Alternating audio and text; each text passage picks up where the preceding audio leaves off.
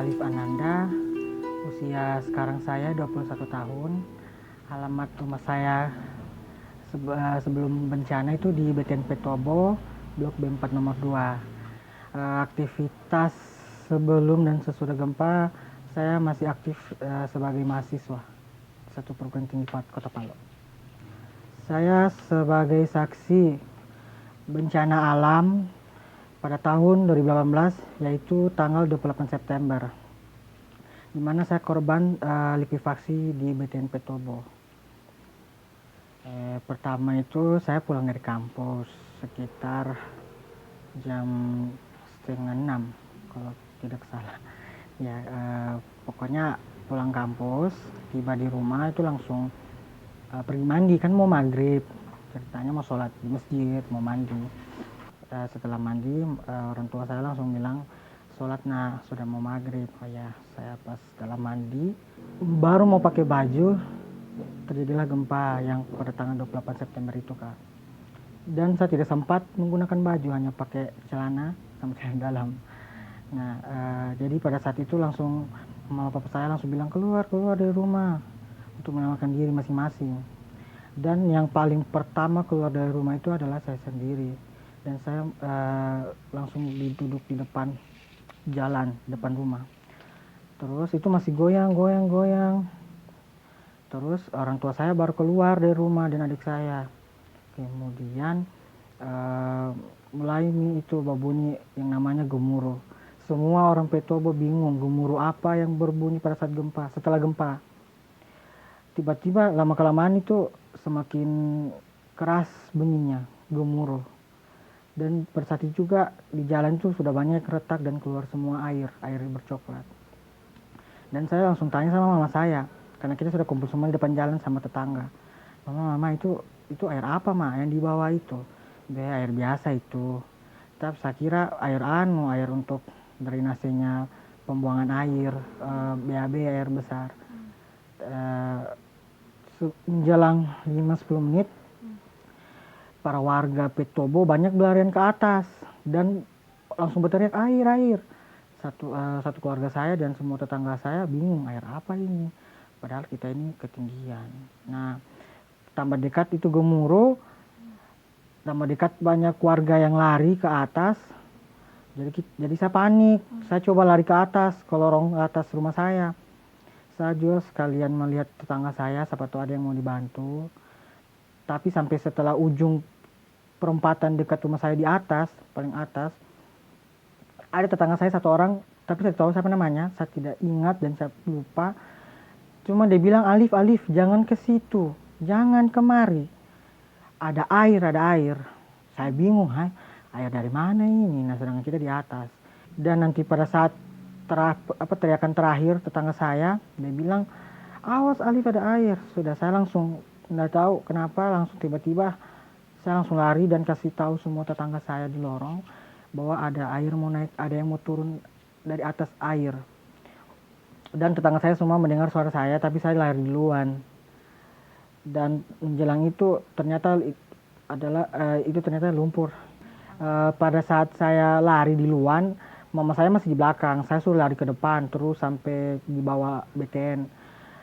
Tapi mama papa saya sempat ketemu. Cuman papa saya agak lambat keluar karena ceritanya mau keluar mobil. Lihat kemarin papa lihat ternyata sudah ada lumpur di depan rumah. Artinya jadi papa langsung lari saja meninggalkan itu mobil.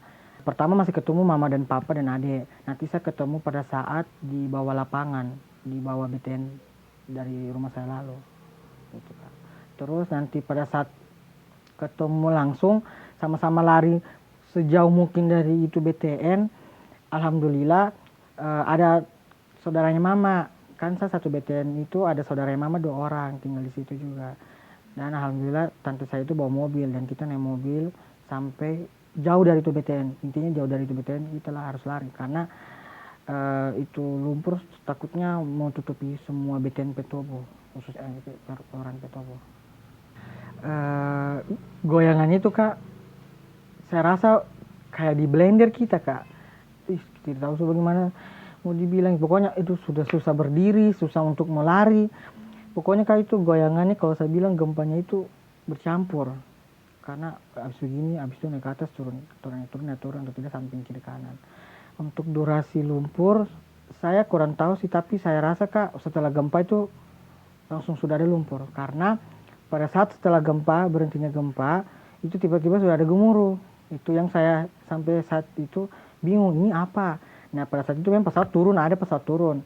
Saya takutnya waktu itu saya bilang kayak ini pesawat jatuh deh, tapi nyatanya kayak tidak ada, cuman tambah lama kelamaan itu tambah keras.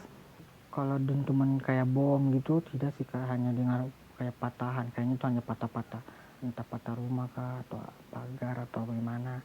Kalau untuk kayak bom, bunyi-bunyi bom tidak ada Kak. Kalau untuk berapa ketinggian itu lumpur likuifaksi itu saya kurang lihat jelas Kak, karena agak gelap juga sih itu Kak. Terus kemudian pada saat itu kan menghadap ke timur, itu gelap memang Kak, jadi saya tidak perhatikan. Cuma saya perhatikan itu dari entah berapa meter dari posisi saya berdiri, tapi saya lihat kayak dekat terus tinggi Kak, kayak ombak tsunami begitu juga, cuman gelap terus berdebu.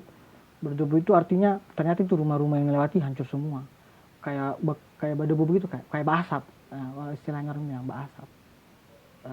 Bisa jadi kayak pohon kelapa sih Kak, karena di rumah saya itu tertutupnya full sampai pokoknya tidak jauh dari ini plafonnya rumah.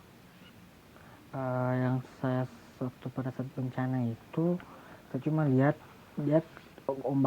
kayak ombak memang, tapi dia tidak bergelombang Kak, cuman dia kayak tinggi belum atau kayak longsor gitulah Kak, karena ini kan Petobo kan ketinggian, dia turun kemari. Kalau untuk kayak patahan-patahan itu cuma itu Kak, di lorong saya itu patah semua, jalan keluar semua air dari bawah, warna coklat airnya. Saya rasa cepat sekali sih Kak, karena papa saya saja tidak sempat ambil kunci mobil. Pas papa keluar, kan papa ini dia tidak dengar lagi suaranya saya, mama dan adik, disuruh lari-lari tidak ada. Dia sudah tidak dengar papa suaranya kita. Ternyata sudah pas keluar, itu lumpur di depan rumah. Papaku langsung loncat, langsung lari. Yang saya dengar sama tetangga saya kan ada yang kena Kak, tidak sempat lari. Katanya berbau, bukan bau busuk sih, pokoknya kayak bau lempeng di bawah Kak. Terus kemudian panas katanya. Terus warnanya kayak hampir sama saja kayak tanah liat Kak, karena bercoklat-coklat gitu. Kalau luka-luka sekitar 5% kayaknya Kak. Kalau untuk meninggal, kalau khusus di BTN saya itu Kak, di lorong saya tapi di bagian atasnya itu meninggal istrinya satu, meninggal di situ Kak, tidak bisa lagi dia karena dia sudah tutup lumpur tuh pastinya. Terus sepupu saya juga, sepupu saya, kakak sepupu saya satu keluarga meninggal semua Kak, dan anak-anaknya 2 orang yang masih kecil. Sama ada juga orang yang kan tinggal di atas sana, banyak juga yang warga tinggal di atas sana, banyak didapatkan mayat di lorong rumah saya. Tak bawa harus. Sebenarnya yang itu Kak, di kantornya Kelurahan Petobo, sepanjang jalan HM Soeharto itu parah sekali Kak, sampai tidak kantara lagi rumah, hanya bangunan-bangunan yang kayak tingkat 2, tingkat 3. Nah, papa saya kan asli orang Palu memang, nanti sekarang sih baru diceritakan. Memang sebenarnya Palu ini daerah sangat bencana karena patahan-patahan gempanya itu kan di sini semua gitu. Papa cerita nanti setelah gempa ini diceritakan semua. Ya, memang Palu itu dulu memang pernah sempat bencana kayak di daerah Palu Pantai Barat sana, sama juga di Talise juga pernah terjadi gempa sampai tsunami juga. Tapi dulu tidak, korban jiwanya tidak sampai separah yang ini. Memang Papa juga pernah dikasih tahu barangkali neneknya Papa atau keluarga Papa yang zaman dulu orang tua dulu, katanya memang kayak Petobo, Balaroa itu kan ada, katanya ada artinya, kata itu nama daerah itu Petobo gitu, katanya Papa sih. Sama kayak Balaroa katanya ada artinya itu, kayak arti-arti kuno dulu, tapi itu agak-agak kekailian sedikit Kak, kayak ada bahasa Kaili. Kayaknya katanya dibilang Petobo itu artinya lumpur, artinya rawa-rawa. Kalau Balaroa lalu sungai Kak, nggak salah. Ya itu saja yang dari Papa kasih tahu. Yang jelas kayaknya pemerintah dengan warga Kota Palu atau khususnya juga Sulawesi Tengah semuanya itu harus bekerja sama dan baik. Kalau bisa diingatkan terus sosialisasi atau dibuatkan sosialisasi kah atau dibuatkan pertemuan-pertemuan antar kelurahan, desa untuk memberitahukan secara dini mengenai mitigasi bencana. Karena dari diri kita belajar supaya sewaktu-waktu, nauzubillah juga semoga tidak terjadi lagi. Tapi katanya pasti akan kembali lagi katanya bencana. Jadi kita ada siap diri dari kesiapsiagaan dari bencana itu. Kalau untuk gempa, yang pertama jangan panik. Itu intinya jangan panik. Kalau misalkan gempanya keras, kalau misalkan tidak sempat menyelamatkan diri, saya ambil contoh di Jepang. Jepang memang sangat canggih karena kalau gempa langsung ada alarm. Kita coba langsung inisiatif sendiri, diri masing-masing, cari meja yang kuat supaya kita melindungi dari kepala kita. Itu bahaya sekali Kak, kalau kena serpihan bangunan gitu Kak. Intinya jangan kita sampai panik sekali. Coba kita mainkan itu pikiran. Artinya kita benar-benar siap untuk menghadapi bencana ini.